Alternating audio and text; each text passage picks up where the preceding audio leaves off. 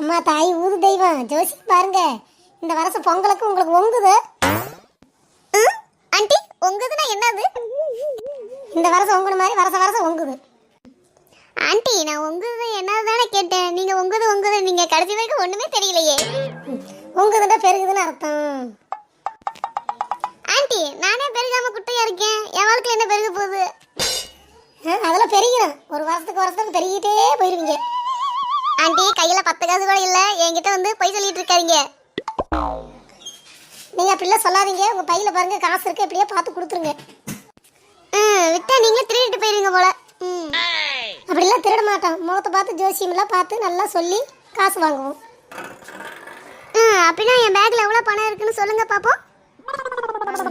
200 ரூபாய் வச்சிருப்பீங்க, அது 100 ரூபாய் எடுத்து கொடுங்க. என் சாரே எனக்கு 100 ரூபா தான் கொடுப்பாரு, நான் வேலை பார்க்குற இடத்துல எனக்கு 100 ரூபா தான் கிடைக்கும். இதில் உங்களுக்கு 100 ரூபா கொடுத்துட்டு நான் 100 ரூபா இல்லாமல் பிச்சை எடுக்கணும் உங்களோட சேர்ந்து.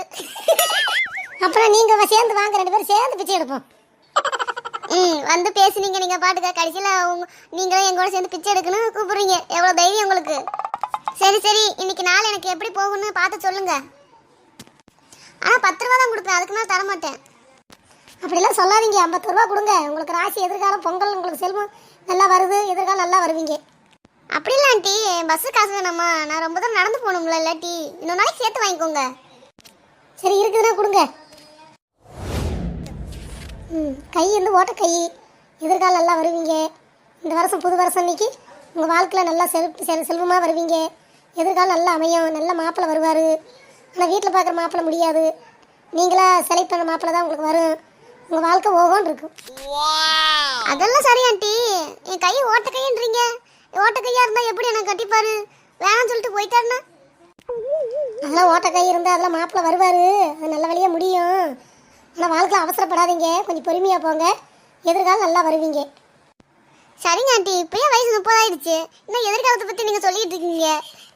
சரி பாப்போம், நான் கொடுக்குற 10 ரூபாய்க்கு இது போதும்னு நினைக்கிறேன்.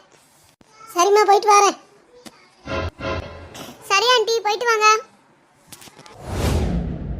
சொல்ல மறந்துட்டேன், சேனலை மறக்காம சப்ஸ்கிரைப் பண்ணிடுங்க.